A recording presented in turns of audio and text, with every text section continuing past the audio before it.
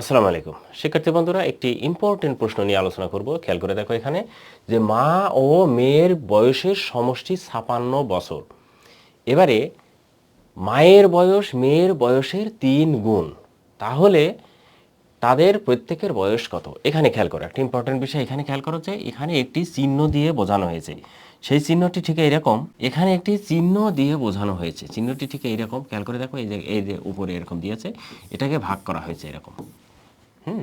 একটা হচ্ছে, এইটা হচ্ছে যদি মেয়ে বলি আমরা, খেয়াল করে দেখো এটা উপরে সেটাই দিয়েছে, এটা হচ্ছে মেয়ে, এটা হচ্ছে 1, আর এটা হচ্ছে মা। হ্যাঁ, এই মা হচ্ছে 1 2, তাহলে মা হচ্ছে 1 2 3 আর মেয়ে হচ্ছে 1, এই মোটটা। তাহলে এটাকে আমরা যদি এখন প্রকাশ করি তাহলে কি, যদি আমরা মেয়ে বলি এভাবে, তাহলে সেটি হবে হচ্ছে এইভাবে হবে যে সেটা হচ্ছে মোট ভাগ কত 4, তাহলে 4 ভাগের 1 ভাগ হচ্ছে মেয়ে। আর যদি আমরা মা বলি তাহলে কি 4 ভাগের 3 ভাগ, অর্থাৎ 4 ভাগের 3 ভাগ হচ্ছে সেটা হচ্ছে মা।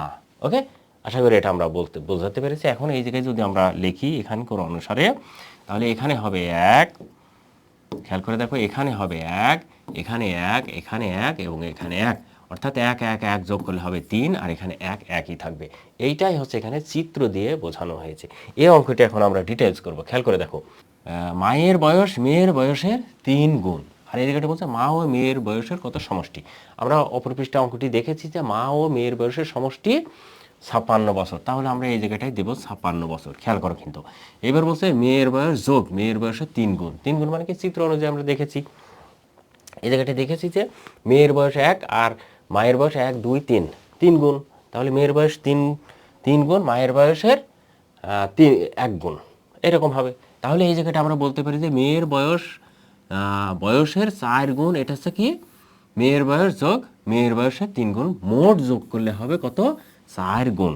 এটা আমরা বুঝতে পারছি। হ্যাঁ, এবারে খেয়াল করে দেখো যে এই জায়গাটায় 56 লিখলাম আমরা। হ্যাঁ, তাহলে এই জায়গাটায় আমরা 56 লিখলাম, এখানে বলছে মেয়ের বয়স গুণ 4, তার মানেটা কি মেয়ের বয়স গুণ 4 বলতে আমরা যদি এখানে মায়ের বয়স সমষ্টি দিয়েছে, মেয়ে আর মায়ের বয়সের সমষ্টি আছে 56 বছর, সেই ক্ষেত্রে এই জায়গাটায় মেয়ের বয়স এবং মেয়ের বয়সটা কত হবে, যখন 4 দ্বারা গুণ করা হবে তখন মেয়ে আর মায়ের বয়সের সমান হবে, এটাই ওখানে বোঝাতে চাচ্ছে। এবার খেয়াল করে দেখো জাস্ট এখানে এই 56ই দিলাম, 56কে 4 দ্বারা ভাগ করলে এপাশে কি আছে, গুণ আকারে আছে না। আমরা জানি গুণ থাকলে অপর পাশে আসলে তা ভাগ হয়ে যায়, এই জন্য দেখো এখানে 4 ভাগ হয়ে গেল। ওকে, এখন খেয়াল করে দেখো যে এটা এখানে এভাবে 56কে 4 দ্বারা ভাগ করলে মেয়ের বয়স গুণ আবার 4 ভাগ কত 4, তার মানে এখানে কাজ করেছে যে এটা যা আছে তাই একে ভাগ দিয়েছে 4 দ্বারা, এটা যা আছে তাই এখানে ভাগ দিয়েছে 4 দ্বারা, এরকম করেছে। এইবারে খেয়াল করে দেখো এইটাকে যদি 4 দ্বারা ভাগ করা যায়, এই 4 4 কেটে যায়, তার মানে ওখানে 4 আর 4 নাই। আর এখানে 4 দ্বারা কাজ যদি 56কে ভাগ করা যায়, 4 14 56, এটা আমরা জানি, তাহলে এখানে কত হবে 14। এবার 14 সমান মেয়ের বয়স, তাহলে মেয়ের বয়সটা আমরা পেয়ে গেলাম।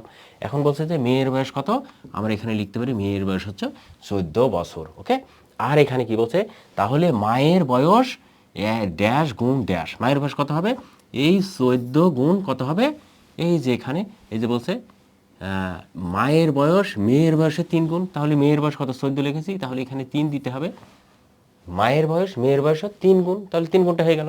এইবার খেয়াল করে দেখো 3 14, এখানে আমরা দেবো হচ্ছে কত 42 বছর, সেটা কার বয়স, এই যে মায়ের বয়স হচ্ছে 42 বছর পেয়ে গেলাম। আর মেয়ের বয়স কত পেয়েছি আমরা 14 বছর, এটাও কিন্তু আমরা পেয়ে গেছি দুইটা। এখন বলছে অতএব মায়ের বয়স এখানে আমরা কত দেব 42 বছর এবং মেয়ের বয়স কত 14 বছর। এইবারে আমাদের অঙ্কটা ঠিক হলো কিনা আমরা সেটা দেখব। সেটা কিভাবে দেখব, খেয়াল করে দেখো এই জায়গাটা বলছে মায়ের বয়স মেয়ের বয়সের 3 গুণ, আবার এখানে বলছে যে মায়ের বয়সে মেয়ের বয়সের সমষ্টি 56 বছর, তাহলে এখানে খেয়াল করে দেখো এখানে দেওয়া হচ্ছে 42 আর এই জায়গায় দেওয়া হচ্ছে 14, তাহলে 42 আর 14 যোগ করলে হবে 56, এটা হচ্ছে আমাদের অঙ্কটা সঠিক। এখন কি বোঝাতে পারলাম শিক্ষার্থী বন্ধুরা? আশা করি যে এই অঙ্কটা ভেরি ভেরি ইম্পর্টেন্ট। হ্যাঁ, বুঝতে হবে, ভেরি ভেরি ইম্পর্টেন্ট এই অঙ্কটা ভালো করে প্র্যাকটিস করতে হবে। ওকে শিক্ষার্থী বন্ধুরা, আশা করি অঙ্কটি বুঝতে পেরেছো।